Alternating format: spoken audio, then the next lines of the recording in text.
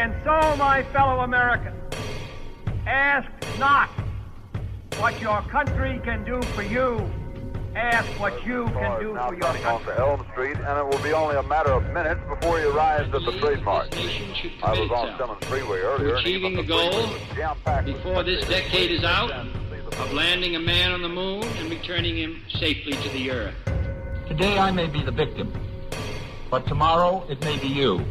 Law alone cannot make men see right. It appears as though something has happened in the motorcade route. Something, I repeat, has happened in the motorcade route. The shots apparently came from the fifth floor of the Texas Open Store Depository Building. President Kennedy has been assassinated. It's official now. I didn't shoot anybody, no. Is dead. Oswald has been shot. Lee Oswald is dead. Welcome to the Conspiracy Asylum. This is DJ Schwartz. Your straitjacket and padded cell awaits. Hello and welcome to the Conspiracy Asylum. This is DJ Schwartz once again with my beautiful girlfriend. I'm Kimberly Wenker. Kimberly Wenker. Also known as Podwife. Notorious K.I.M. Oh my gosh. Okay. Now, this week we're going to be doing the JFK Assassination. The fact that we're a conspiracy podcast, to be in the echelon of all conspiracy podcasts, you have to do a JFK episode. I've got actually my own theory. I haven't even shared it with my beautiful girlfriend yet, but I've got a theory that I didn't find anywhere that I made up in my dome piece. Alright, before we get started on all that stuff, we're going to start off with Conspiracy Asylum Trivia. The winner of last week's trivia was Leo Rizzuti. Now let me remind everybody that there can be more than one winner. So if somebody answers it right, that doesn't mean you can't answer it. So go ahead and email us. You don't have to be the first person. You just have to answer it right and you get a free sticker. It's free stuff. If you know the answer, go ahead and email us. Even if somebody has already answered, we'll still get you out a sticker. Exactly.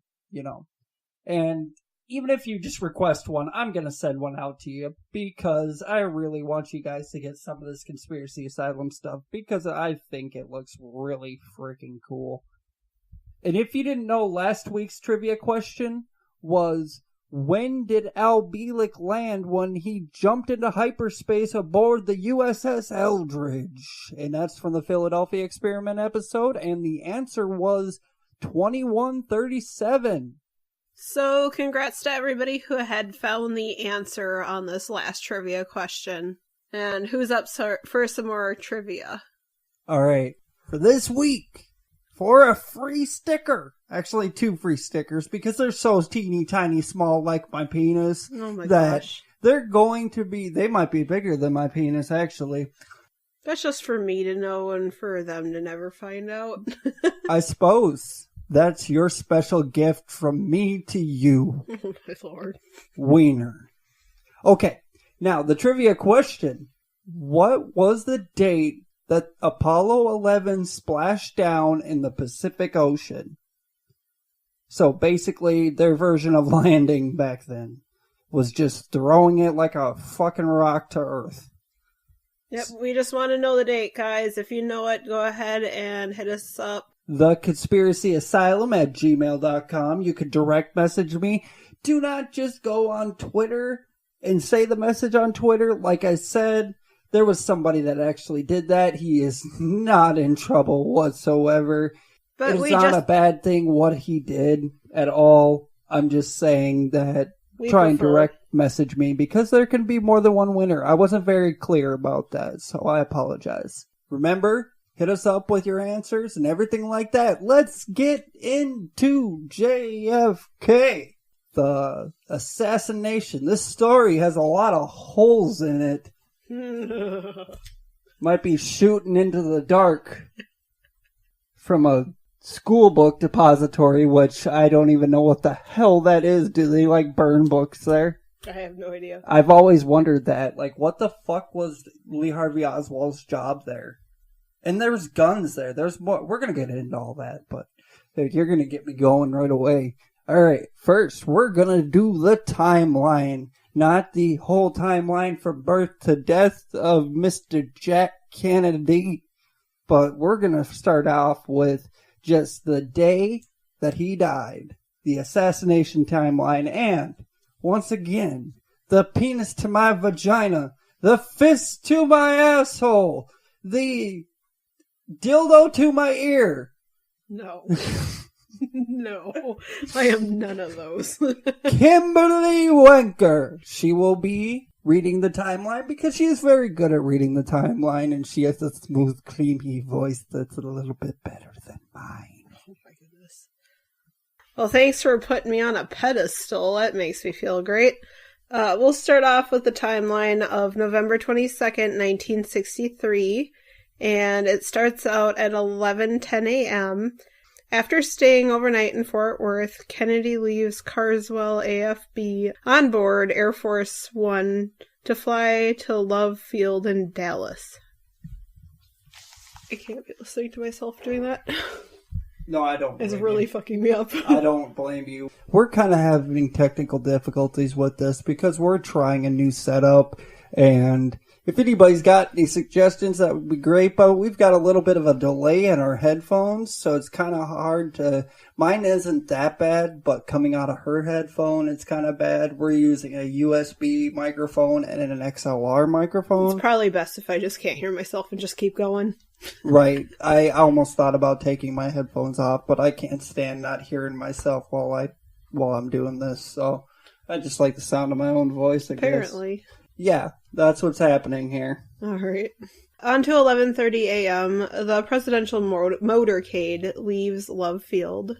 From 11:30 to 12:30, the motorcade follows a route through Dallas, during which the president stops the car several times to talk to citizens who approach his limousine. So that's pretty trusting of the president to just be around open people like that. Oh, the Secret Service was having a heyday. They were having a heyday with that because they were up drinking till like 3 a.m. the night before, and they had to basically run after the president because he wanted to be really close to the people, and they were too busy fucking off the night before. Exactly. Excuse my language. Alright, so I guess at 12:30, the President Kennedy is shot and taken... we just jumped right into that. At 12:30, President Kennedy is shot and taken to Parkland Hospital in Dallas. 1 p.m., President Kennedy is pronounced dead at Parkland Hospital. By 1:08 p.m., Officer J.D. Tippit calls in to the police dispatch, and by 1:16 p.m., he is dead. That's weird, because we just pronounced him dead at 1 p.m. Did you see that? Oh, that's because... No. What they're saying right there is the president is pronounced dead at Parkland Hospital at 1 p.m. Officer J.B. Tippit, who actually stumbled upon Lee Harvey Oswald, and by 1:16 he was dead. Who was Lee Harvey Oswald? No, J.D. Tippit. Okay. Yeah, he was the cop that Lee Harvey Oswald supposedly shot right after the assassination. Good to know. Thank you for clarifying. Yeah. 1:22 p.m., a rifle is found on the 6th floor of the Texas School Book Depository building. And by 5 minutes to 2 p.m., Lee Harvey Oswald is arrested at the Texas Theater in Oak Cliff for murder of Officer Tippit. 2:04 p.m., John F. Kennedy's body leaves Parkland Hospital and is taken to Love Field to be carried to Washington, D.C. on board Air Force One. 2:25 p.m., Lee Harvey Oswald is interrogated for more than an hour and a half and taken into a lineup, interrogated for another hour and 45 minutes, then taken to another lineup, and then a third lineup, then interrogated again. At 11 p.m., there is a fourth interrogation by an FBI agent. That's an awful lot of interrogations. At 7:05 p.m., Oswald is charged with the murder of Officer Tippit, and by 11:26 p.m., this is all in the same day, Oswald is charged with the murder of President Kennedy. Wow, there was no trial or anything there. Let's just go ahead and charge the fella, shall we? Charging is different than actually convicting somebody, though. Okay. charging is just like... They were pretty convinced they got their man right there, huh? Oh, God, yeah. Well, yeah, most of the time you would need more evidence to charge somebody than what they had, but it was, yeah, we'll get into all that. All right, on to November 23rd, 1963. At 10:30 a.m., a fourth interrogation lasts for 2 hours and 45 minutes. Man, I'd be sick of interrogations by then. Oh, yeah. Finally gets done by 1:10 p.m., and during the day, Oswald speaks with family and friends. And at 5:30 p.m., Oswald speaks to H. Lewis Nichols, president of the Dallas Bar Association, for 5 minutes. November 24th, at 9:30 a.m., a fifth interrogation happens. My goodness.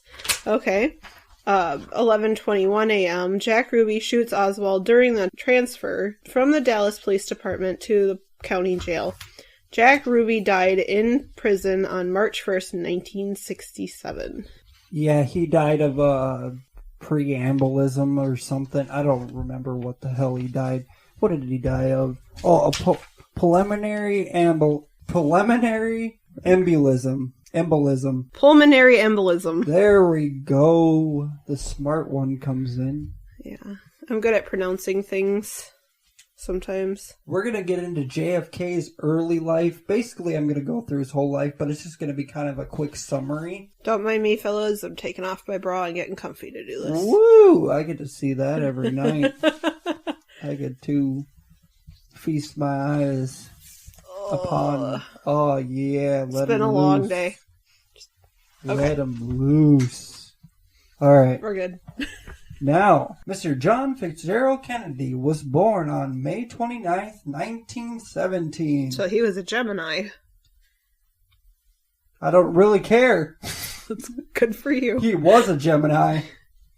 Till he got fucking bullets put in his head.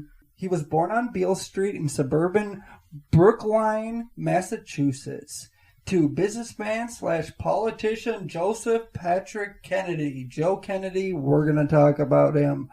And philanthropist and socialite,